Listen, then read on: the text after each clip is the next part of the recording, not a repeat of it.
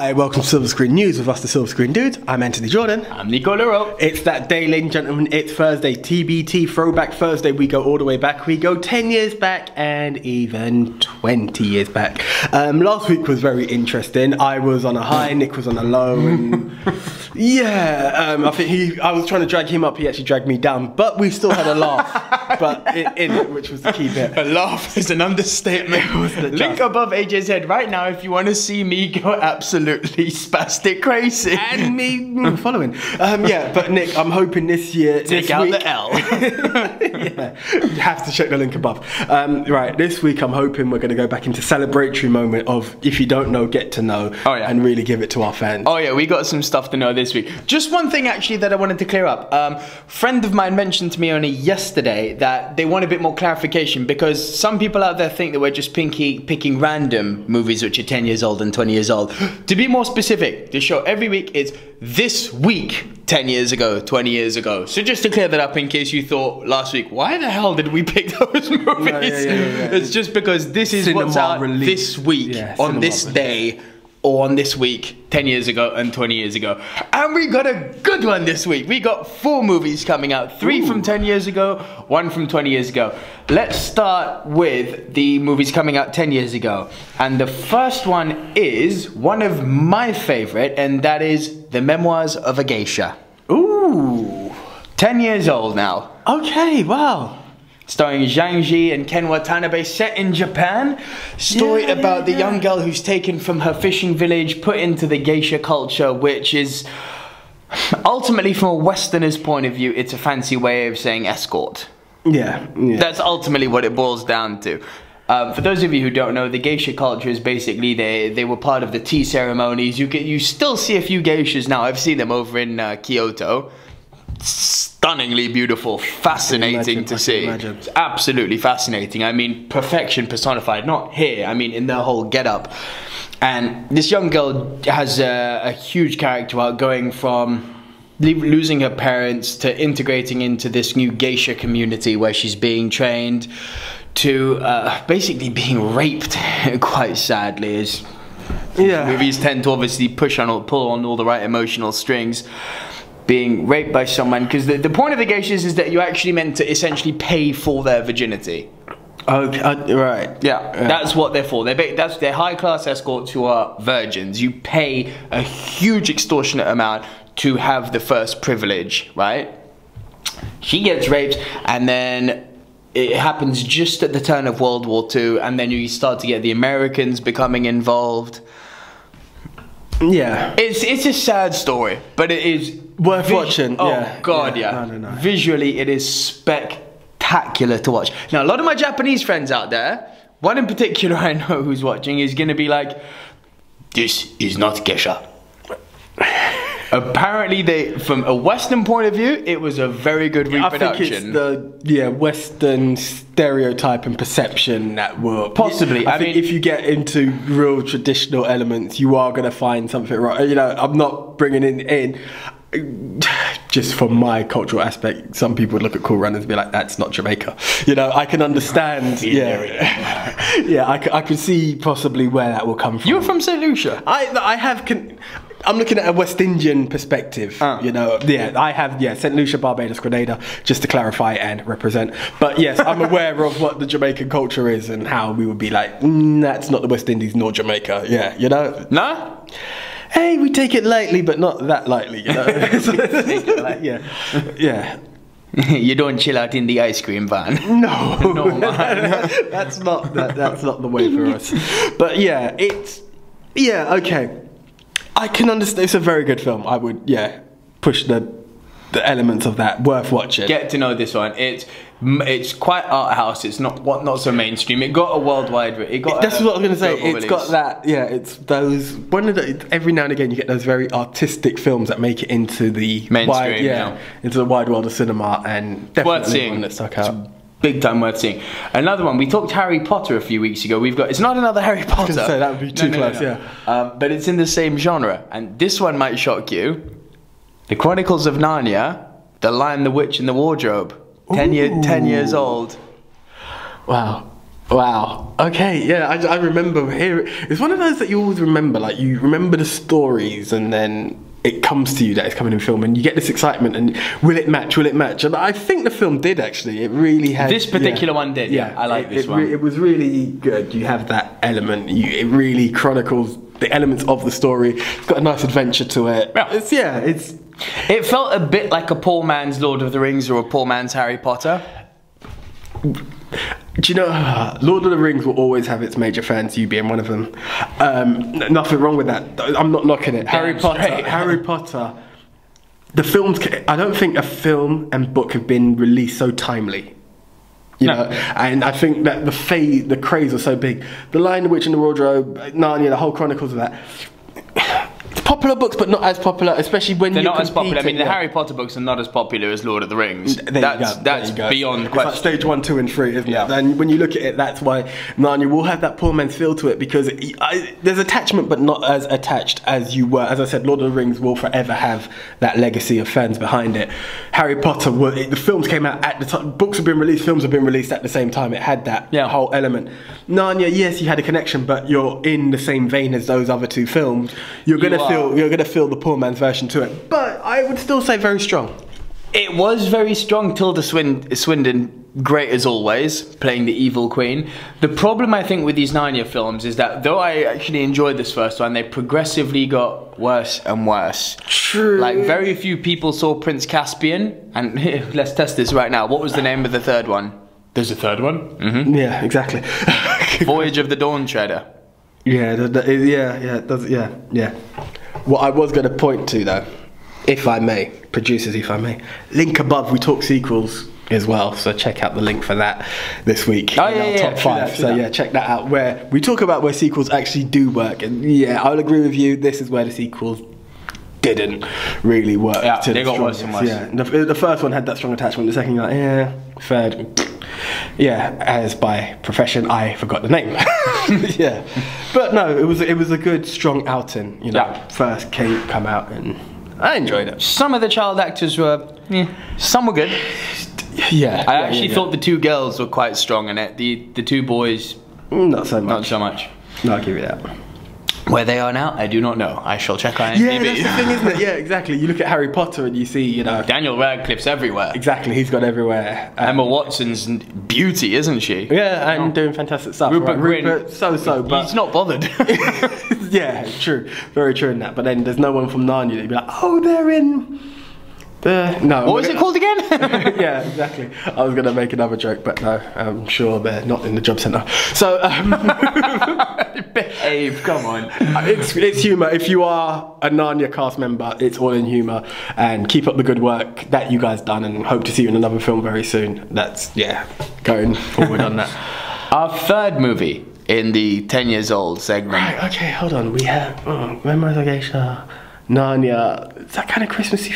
I'm trying to think. No, I can't guess. No, you're way off. Go. It's you were thinking wrong lines. You should have been thinking Oscar season. Yeah, true. I was trying to think of the theme. Yeah, you missed this one. You know this movie well, and we actually covered it in our other top 5 this week. Link above AJ's head right now. In the top 5 movies that challenged sexual prejudice. Brokeback Mountain. Okay. 10 years old. Yeah. Do you know what? I'm not going to talk at length about this one. The link is above AJ's head, as I just said, for our top 5 on sexual prejudice.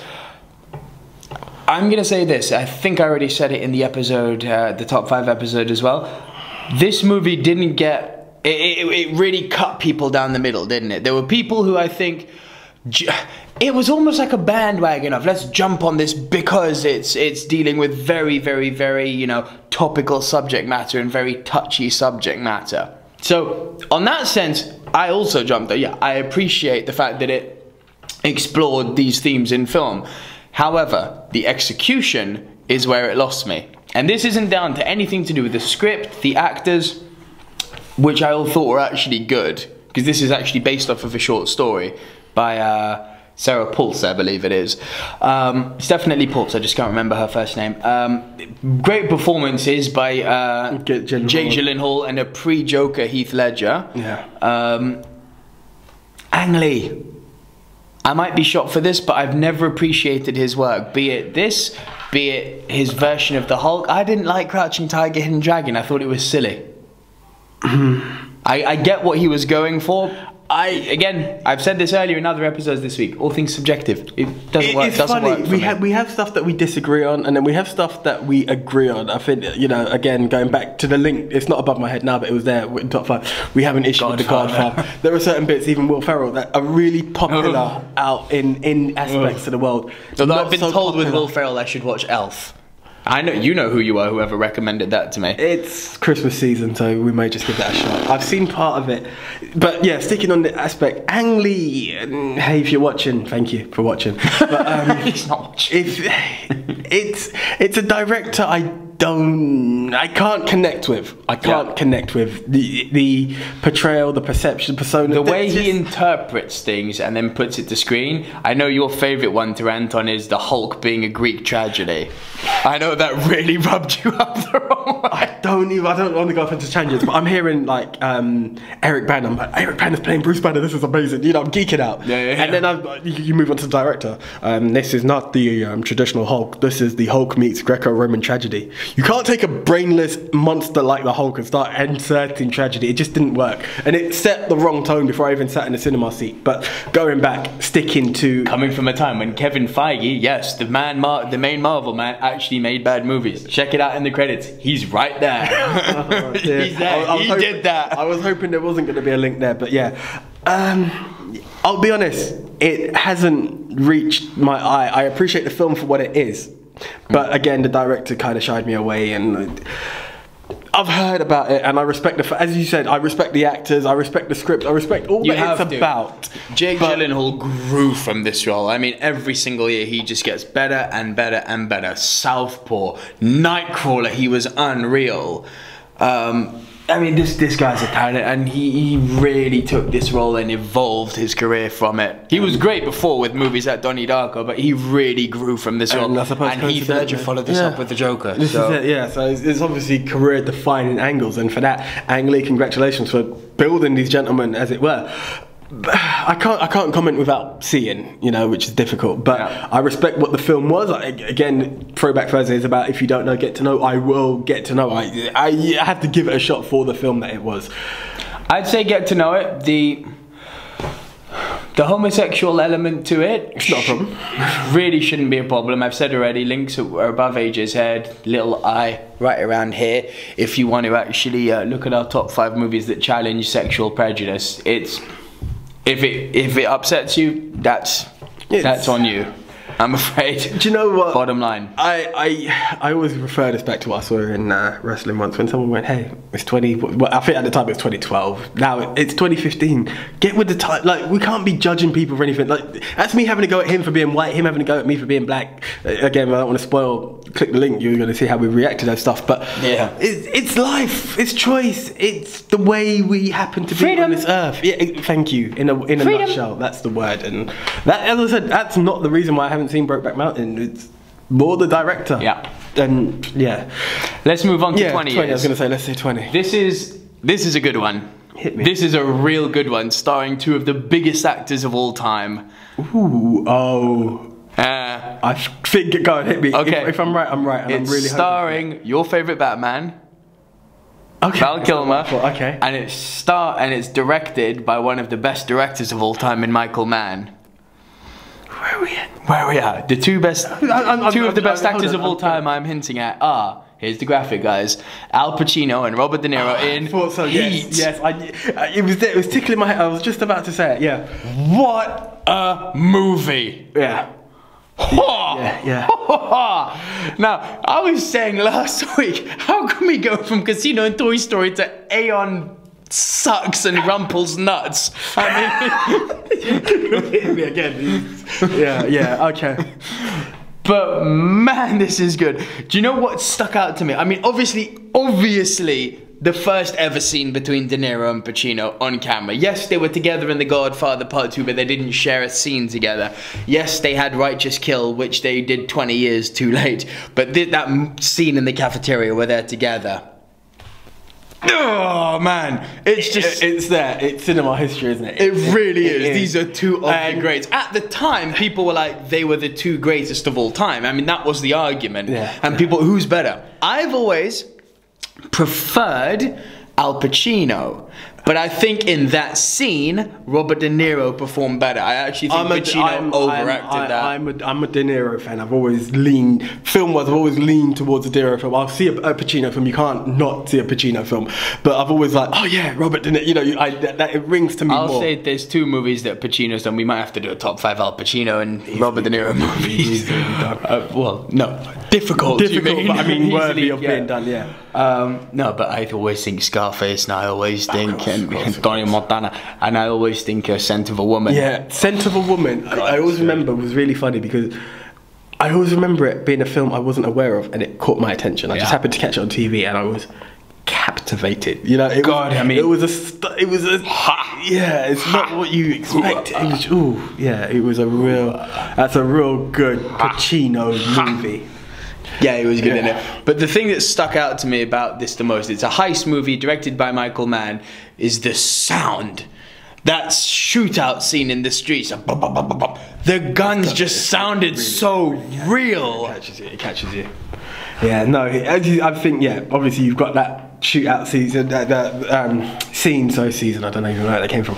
But obviously it is Pacino and De Niro on screen at the same time. And yeah, it's the clash of the titans, right? It really is. It really is. It's that moment, and for that reason, above anything else. I mean, the storyline's good. Don't get me wrong. It's got fantastic parts to it, but you have the two greats, and it's coming. It's come.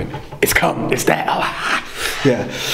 Yeah, 1995. You have redeemed yourself. Yeah. I think potentially looking at all of these stuff, that week just had to fill in a gap because we had a strong one the week before, and then this week was strong. I just wish they could have shuffled it around a little bit. Because I mean, for Brokeback, Chronicles and Memoirs of a Geisha all to come out at the same time, I'm just throw one out the week before. Just throw it the week before. Don't give me Aeon Flux. I suppose. Yeah, exactly. Yeah. And Rumple Nuts just shouldn't have come out. Straight. Wrinkly Nuts, that's what I call it now. Not even Bargain Bucket. That was... I ain't paying for that in the Bargain Bucket. It's the sort of thing that you wouldn't even accept as a gift. But I'd cry if I open it. Throwback Thursday is back where it's meant to be, ladies and gentlemen. We've got some quality back.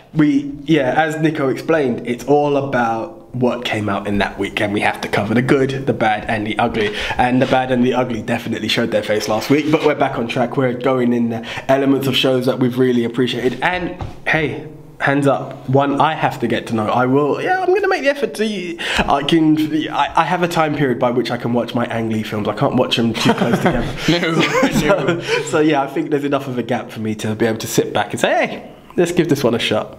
Guys, have you seen these movies? Which of these, of the 3 10-year-old movies, Chronicles of Narnia, Lion, Witch in the Wardrobe, Memoirs of a Geisha, and Brokeback Mountain, which of those 3 are your favourite? Have you seen them all? What did you think of them? Leave your comments below. For the 20-year-old movie, I am looking at you, Michael Mann and Heath. Thank you for one of the best heist movies of all time. Have you guys seen it? And what did you think? Scene.